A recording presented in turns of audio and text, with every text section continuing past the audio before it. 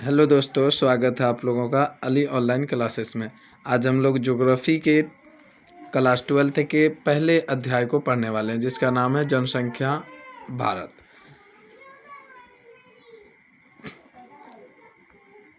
एक एक पॉइंट को हम लोग यहाँ से देखते चलेंगे। सबसे पहला यहाँ पे दिया गया है जनसंख्या। तो जनसंख्या किसे कहते हैं, आप लोगों को पता भी होगा जनसंख्या किसे कहते हैं।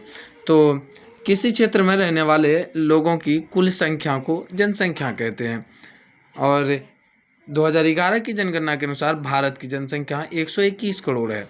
जनसंख्या की दृष्टि से भारत का विश्व में दूसरा स्थान है और विश्व में सबसे अधिक जनसंख्या वाला देश चीन है। विश्व में सबसे अधिक जनसंख्या वाला देश चीन है।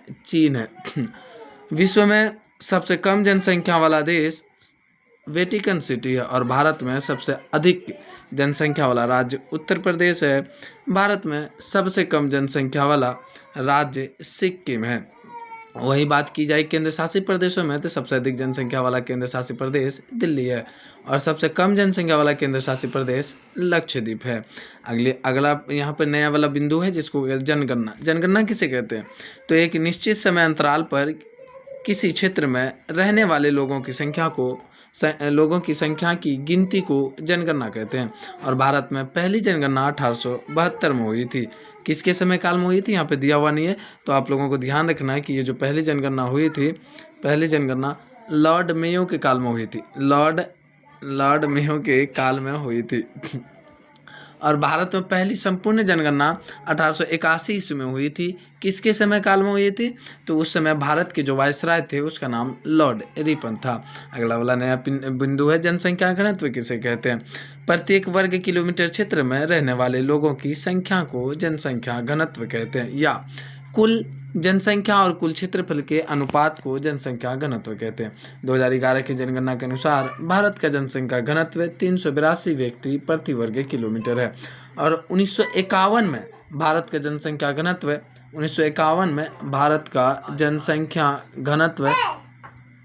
117 व्यक्ति प्रति वर्ग किलोमीटर था। और भारत में सबसे अधिक जनसंख्या घनत्व वाला राज्य बिहार है। बिहार का जनघनत्व 1102 व्यक्ति प्रति वर्ग किलोमीटर है। आपको इसमें कन्फ्यूजन होगा, ये जो है कि कहीं पे 1102 और कहीं पे आप लोगों को 1106 भी देखने को मिलता है। कहीं पे आपको 1106 भी देखने को मिलता है। 1106 भी देखने को मिलता है, ध्यान रखिएगा। तो इसमें डाउट नहीं होना है, आपको 1106 भी सही है, ये भी दोनों 9th क्लास में दिया हुआ है। इसमें भारत में सबसे कम जनसंख्या घनत्व वाला प्रदेश अरुणाचल प्रदेश है।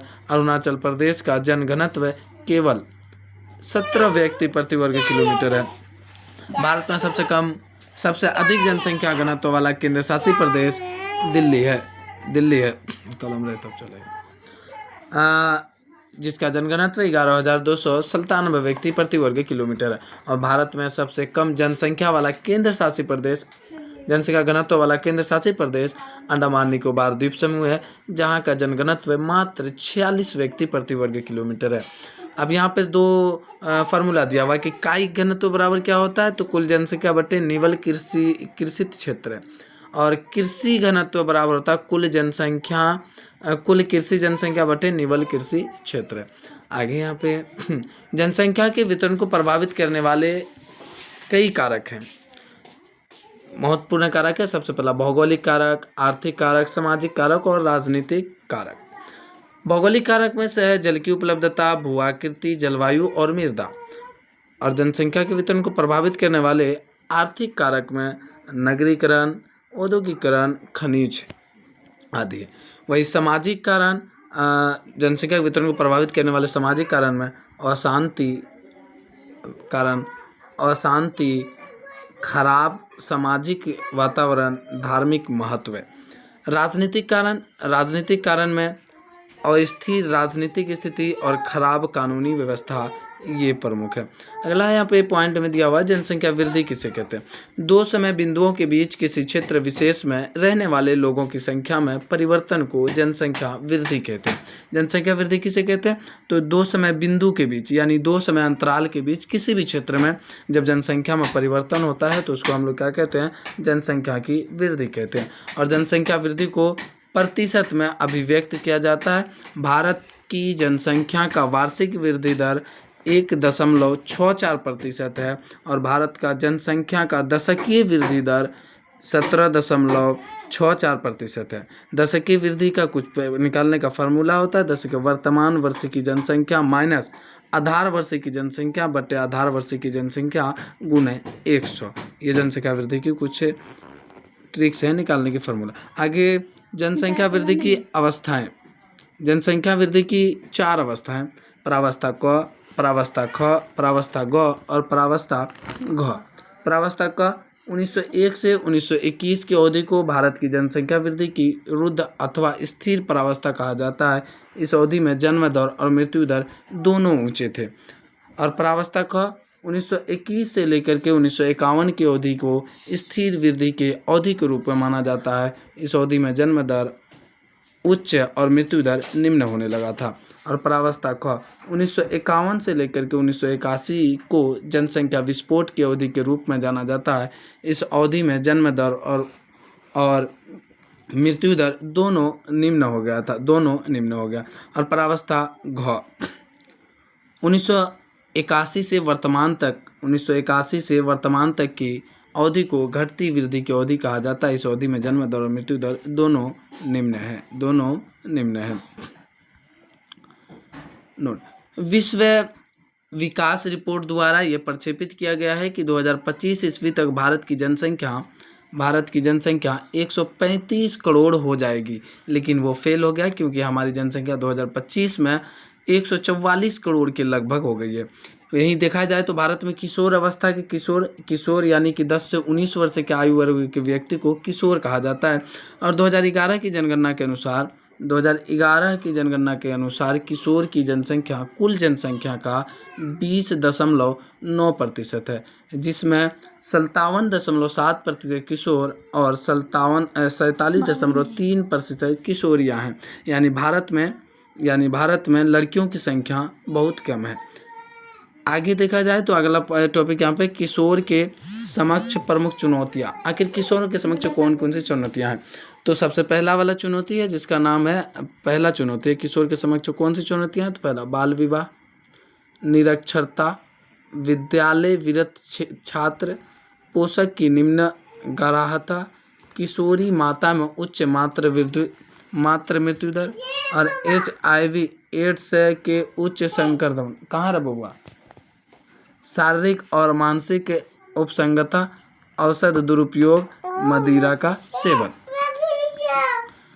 युवा राष्ट्रीय युवा नीति 2014 के अनुसार 15 से 29 वर्ष के आयु समूह के व्यक्ति को युवा के रूप में परिभाषित किया गया है। तो सबसे पहले एक क्वेश्चन यहाँ पे बनेगा कि राष्ट्रीय युवा नीति कब लागू हुआ? तो बोलिएगा 2014 में। और कितने वर्ष के उम्र के लोगों को युवा में शामिल किया गया? तो 15 से 29 वर्ष के। राष्ट्रीय युवा नीति का उद्देश्य था देश के युवाओं को अपनी पूरी क्षमता का उपयोग करने के लिए सक्षम बनाना और उनके द्वारा भारत को विकसित राष्ट्रों के समूह में अपना उचित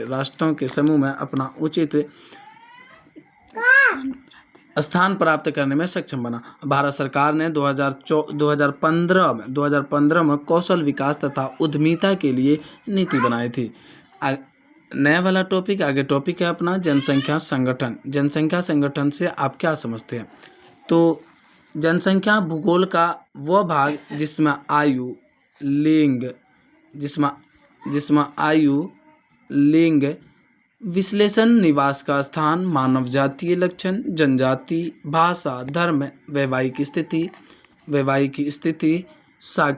साक्षरता और शिक्षा, व्यावसायिक विशेषताएं आदि का अध्ययन करते हैं, उसको जनसंख्या संगठन कहा जाता है। जनसंख्या संगठन को मुख्यतः 2 आधार में हम लोग इसको बांट सकते हैं, एक लिंग संगठन और ग्रामीण नगरीय संगठन। लिंग संगठन में आयु संगठन, लिंग 2 प्रकार के होते हैं, एक स्त्री और पुरुष। और आयु लिंग संगठन में होना 0 से 14 वर्ष की उम्र और 15 से 59 वर्ष और 60 वर्ष से बोला, यानी 0 से 14 वर्ष की उम्र में बाल्यावस्था, 15 से 59 कार्यशील जनसंख्या और 60 प्लस वृद्ध अवस्था होती है। ग्रामीण नगरीय संगठन यानी एक ग्रामीण और ग्रामीण क्षेत्र में रहने वाले कुछ लोग नगरीय क्षेत्र में, इसमें साक्षरता, साक्षर, निरक्षर, व्यावसायिक संरचना आदि को हम लोग को देखना है। आगे यहाँ पे दिया गया है, अगला पॉइंट है ग्रामीण नगरीय संगठन। भारत की कुल जनसंख्या का 68.8% लोग गांव में रहते हैं और भारत की कुल जनसंख्या का 31.1% लोग नगर में रहते हैं। भाषाई संगठन, भारत के संविधान में 8वीं अनुसूची में भारत के 22 भाषा को अनुसूचित भाषाओं में शामिल किया गया और भारत में सबसे अधिक हिंदी भाषा बोली जाती है और भारत में सबसे कम संस्कृत, बोडो और मणिपुरी बोली जाती है। भारत के भाषाओं को 4 परिवार समूह में बांटा गया। एक ऑस्ट्रिक भाषा के समूह को 4 परिवारों में बांटा गया। ऑस्ट्रिक 1.38%, द्रविड़ 20% भारत में बोली जाती है, चीनी तिब्बती 0.85% बोली जाती है और भारतीय यूरोपियार जो सबसे अधिक यानी 73% बोली जाती है। तो भारत में सबसे अधिक बोले जाने वाली भाषा परिवार समूह का नाम आर्य है जो 73% बोली जाती है और भारत में सबसे कम बोली जाने वाली भाषा परिवार चीनी तिब्बती है जो 0.85% बोली जाती है। और धार्मिक संगठन में देखा जाए तो भारत में सबसे अधिक हिंदू धर्म के लोग रहते हैं, 79.8% हिंदू धर्म के लोग रहते हैं। बाकी अल्पसंख्यक में मुसलमान सबसे बड़ा धर्म है, मुस्लिम, इस्लाम, उसके बाद हिंदू, बौद्ध, पारसी, जैन आदि धर्म के लोग मिलते हैं। आगे श्रमजीवी जनसंख्या का संगठन यानी कि लोग जो काम करते हैं उसके आधार पर जनसंख्या को 3 भागों में बांटा गया। आर्थिक स्तर की दृष्टि से भारत की जनसंख्या को 3 वर्गों में बांटा गया। एक मुख्य श्रमिक और दूसरा सीमांत श्रमिक और अश्रमिक। मुख्य श्रमिक किसे कहते हैं? वह व्यक्ति जो एक वर्ष में कम से कम 183 दिन काम करता है उसे मुख्य श्रमिक कहा जाता है। सीमांत श्रमिक किसे कहते हैं? वह व्यक्ति जो एक वर्ष में 183 दिन से कम काम करता हो उसे सीमांत श्रमिक कहते हैं। अश्रमिक वह व्यक्ति जो काम नहीं करता है उसे अश्रमिक कहा जाता है। और ये जानकर के आपको आश्चर्य होगा कि भारत में कुल जनसंख्या का 39.8% श्रमिक है और 60% लगभग लोग अश्रमिक हैं जो कि दूसरे पर निर्भर होते हैं। भारत में 54.6% श्रमिक प्राथमिक क्षेत्र में, 3.8% द्वितीयक क्षेत्र में और 81.6% लोग 41.6% तृतीय क्षेत्र में कार्य करते हैं। तो यहाँ से ये प्रश्न बन सकता है कि सर्वाधिक किस क्षेत्र में लोग लगे हुए हैं, तो प्राथमिक क्षेत्र में, और सबसे कम कौन से क्षेत्र में, तो द्वितीय क्षेत्र में लगे हुए हैं। धन्यवाद। मिलते हैं हम लोग नेक्स्ट अगले वीडियो में इसके क्वेश्चन प्रश्न उत्तर के साथ।